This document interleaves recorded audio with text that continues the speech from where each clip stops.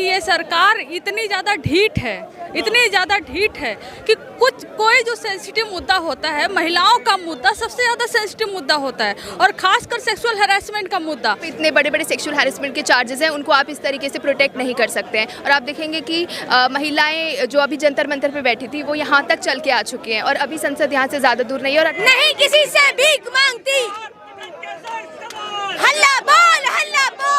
और ऐसे पद पर बैठा व्यक्ति जिसके द्वारा डिसाइड होता है कि आगे कौन जाएगा, वो व्यक्ति अगर सेक्सुअल हैरेसमेंट करता है तो आप सोचिए वो पूरा खेल कैसे बिना बायस के वो हो नहीं सकता। हल्ला बोल, हल्ला बोल, हल्ला बोल, हल्ला बोल। मैं भी बोलूं, तू भी बोल। हल्ला बोल, हल्ला बोल, हल्ला बोल। तो ये बहुत एक स्ट्रॉन्ग मैसेज है कि महिलाओं को आप सेकंड क्लास सिटीजन्स की तरह ट्रीट नहीं कर सकते हैं। अगर उनके साथ कहीं पे भी किसी भी तरीके का हैरेसमेंट होता है तो उसके खिलाफ कड़ी से कड़ी कार्रवाई होनी चाहिए। हल्ला बोल, हल्ला बोल, हल्ला बोल।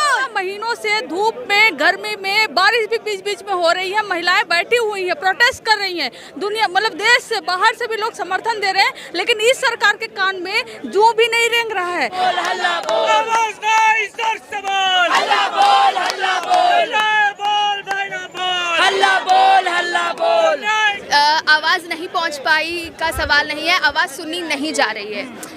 आप जंतर मंतर आप यहाँ तक पहुँच चुके हैं, पूरे देश भर में आवाज़ गूंज रही है, लेकिन ये जानबूझ के इसको इग्नोर किया जा रहा है प्रधानमंत्री द्वारा, जो लोग अभी सत्ता में बैठे हैं उनके द्वारा, क्योंकि जो परपेट्रेटर है जिसने ये क्राइम किया है वो उन्हीं में से एक है। नहीं किसी से भीख मांगती, हल्ला बोल, हल्ला बोल। आप देखेंगे कि इस देश के प्रधानमंत्री, जो देश के प्रधानमंत्री हैं, लेकिन स्टेट का जो लेजिस्लेटिव कर्नाटक का इलेक्शन था उसमें चुनाव प्रचार में जाते हैं, और जब तक रिजल्ट नहीं आता है आप वहीं पर रहते हैं, और वहां से आने के बाद आप देखते हैं कि वो विदेशी दौरे पे जाते हैं। तो आप सोचिए उनके लिए महिलाओं का मुद्दा कोई मुद्दा। हम लोग JNU से आए। JNU से, आप भी JNU से? जी। अच्छा, JNU जो है पढ़ा लिखा तबका है, पढ़े लिखे बच्चे वहाँ से आते हैं, लेकिन बेटियां हैं जो धरने पे बैठी हुई हैं। हम लोग का कॉन्स्टिट्यूशन जिस रोड पे हम हैं, यहाँ से यही वो रास्ता है जहाँ से देश की तकदीर बदली जाती है, तस्वीर बदली जाती है। इस रास्ते पर आके क्या लग रहा है, न्याय मिल पाएगा? देखिए, जिस संख्या में, भारी संख्या में लोग आए हैं, इससे सरकार को एक मैसेज जरूर बहुत स्ट्रॉन्ग मैसेज जाएगा कि जिन लोगों पे इतने बड़े बड़े सेक्सुअल हैरेसमेंट के चार्जेस हैं उनको आप इस तरीके से प्रोटेक्ट नहीं कर सकते हैं। और आप देखेंगे कि महिलाएं जो अभी जंतर मंतर पे बैठी थी वो यहाँ तक चल के आ चुकी हैं, और अभी संसद यहाँ से ज़्यादा दूर नहीं है, और 28 तारीख को महिला संसद होनी है संसद के सामने। तो ये बहुत एक स्ट्रॉन्ग मैसेज है कि महिलाओं को आप सेकेंड क्लास सिटीजन्स की तरह ट्रीट नहीं कर सकते हैं। अगर उनके साथ कहीं पर भी किसी भी तरीके का हैरेसमेंट होता है तो उसके खिलाफ कड़ी से कड़ी कार्रवाई होनी चाहिए। सबसे पहले तो कहें कि ये सरकार इतनी ज़्यादा ढीठ है कि कोई जो सेंसिटिव मुद्दा होता है, महिलाओं का मुद्दा सबसे ज़्यादा सेंसिटिव मुद्दा होता है, और खासकर सेक्सुअल हैरेसमेंट का मुद्दा।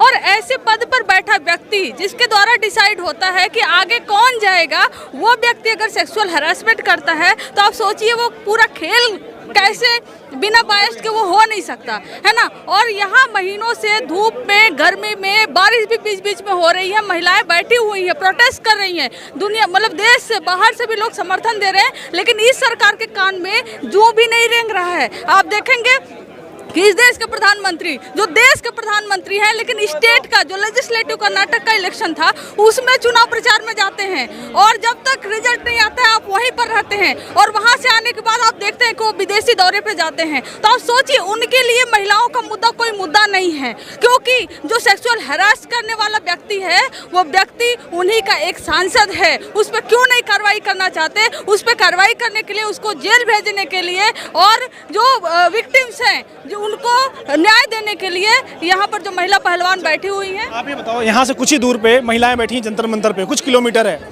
उतना दूर प्रधानमंत्री तक आवाज़ नहीं पहुँच पाई, महिलाओं की आवाज़ संसद तक नहीं पहुँच पाई। क्या लग रहा है यहाँ आकर पहुँच जाएगी आवाज़? आवाज़ नहीं पहुँच पाई का सवाल नहीं है, आवाज़ सुनी नहीं जा रही है।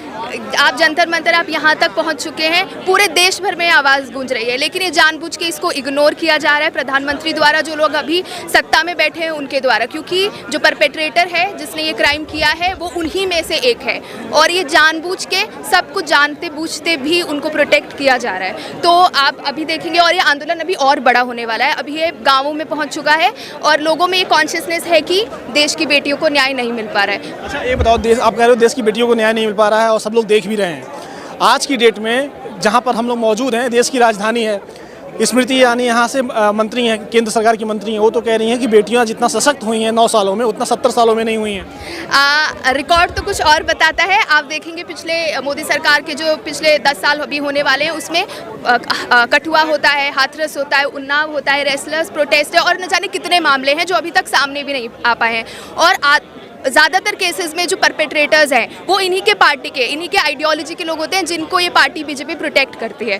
तो ये कहना कि महिलाओं बहुत सशक्त हुई हैं, बेटी बचाओ बेटी पढ़ाओ, ये सब खोखले नारे हैं। जो एविडेंसेस हैं ग्राउंड पे वो कुछ और बताते हैं। ये जो कह रही है सही है। अभी नेशनल क्राइम रिकॉर्ड ब्यूरो का डेटा उठाकर देखो तो आपको पता चलेगा कि दलित महिलाओं के प्रति जो है हैरेसमेंट का केसेस वो बढ़े हैं, है ना। तो कहीं भी डेटा जो सरकारी आंकड़े हैं जो सरकार द्वारा रिलीज किए जाते हैं वो बताते हैं कि नहीं, कुछ परिवर्तन नहीं हुआ है। और ये जो कहते हैं कि स्वच्छ गवर्नमेंट क्लीन गवर्नमेंट और करप्शन हटाएंगे और माफिया पॉलिटिक्स ये सब हटाएंगे दुनिया भर का, लेकिन सच्चाई ये है कि सबसे ज़्यादा माफिया, सबसे ज़्यादा सेक्सुअल हैरेसमेंट, इवन इनके जो पॉलिटिशियंस हैं, जो जितने कैंडिडेट रहे हैं, उनका आंकड़ा निकाल कर देखिए तो आपको पता चलेगा कि सबसे ज़्यादा केसेस जो है उन्हीं के ऊपर हैं। तो ये जो कहने को कुछ और है, दिखाने को कुछ और है, क्योंकि उनके पास गोदी मीडिया है तो वो अपने मुद्दे को प्रोपेगेट कर लेते हैं, लेकिन ज़मीनी हकीकत उनके गोदी मीडिया के हकीकत से बिल्कुल अलग है। अच्छा, आखिरी सवाल आप लोगों से पूछेंगे। वो ये कह रहे हैं कि रामराज चल रहा है और रामराज में सब सुखी है, कोई दुखी नहीं है। अगर सब सुखी है तो ये जो हजारों लोग यहाँ क्या देखने आए हैं? कोई सिनेमा देखने नहीं आए हैं। ये लोग सुखी नहीं है। अगर ये सुखी होते तो आज यहाँ प्रोटेस्ट करने नहीं आते। तो ये अपने आप में एक बहुत बड़ा सबूत है कि रामराज में हर कोई सुखी है, हर कोई सुखी नहीं है।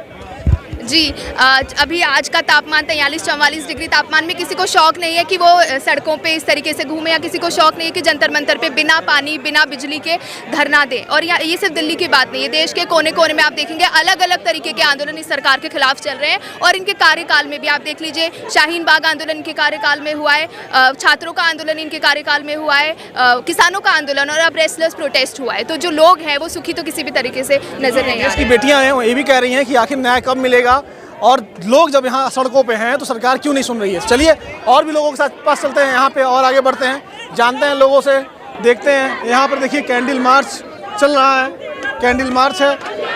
और इधर देखिए यहाँ पर हल्ला बोल हो चुका है और यहाँ पर कैंडल मार्च जल चुका है।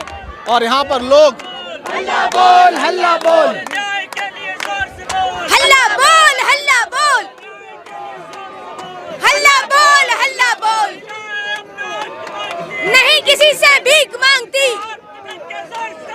हल्ला बोल हल्ला बोल हल्ला बोल हल्ला बोल हल्ला बोल हल्ला बोल हल्ला बोल हल्ला बोल हल्ला बोल हल्ला बोल हल्ला बोल हल्ला बोल हल्ला बोल हल्ला बोल हल्ला बोल हल्ला बोल आवाज नहीं सर सवाल हल्ला बोल हल्ला बोल बोल भाई ना बोल हल्ला बोल न्याय के लिए सर सवाल हल्ला बोल हाथ उठा के और सवाल हल्ला बोल। देखिए यहाँ से हल्ला बोल चुका दिया गया है लोगों के द्वारा। आइए और भी आगे चलते हैं और भी आपको दिखाते हैं इस आंदोलन की कि लोग किस तरीके से अपना जो विरोध है वो दर्ज करा रहे हैं। यहाँ पर अलग अलग तरीके से दर्ज करा रहे हैं। कोई अलग, सबकी नाराजगी है, इस बात से नाराजगी है कि लोग जो है वह मांग कर रहे हैं कि गिरफ्तारी हो, बेटियों को न्याय मिले, मगर वो नहीं हो रहा है। तो इसलिए आज यहाँ पर जंतर मंतर पर लोग हैं। और ये संख्या आप देखिए एक बार, ये संख्या आप पीछे देखिए, पीछे दूर तक संख्या देखिए, कितनी दूर तक जो संख्या है लोगों की, कितना ज़्यादा लोग यहाँ पर आए हुए हैं। और ये सभी यही मांग कर रहे हैं कि बेटियों के साथ न्याय हो।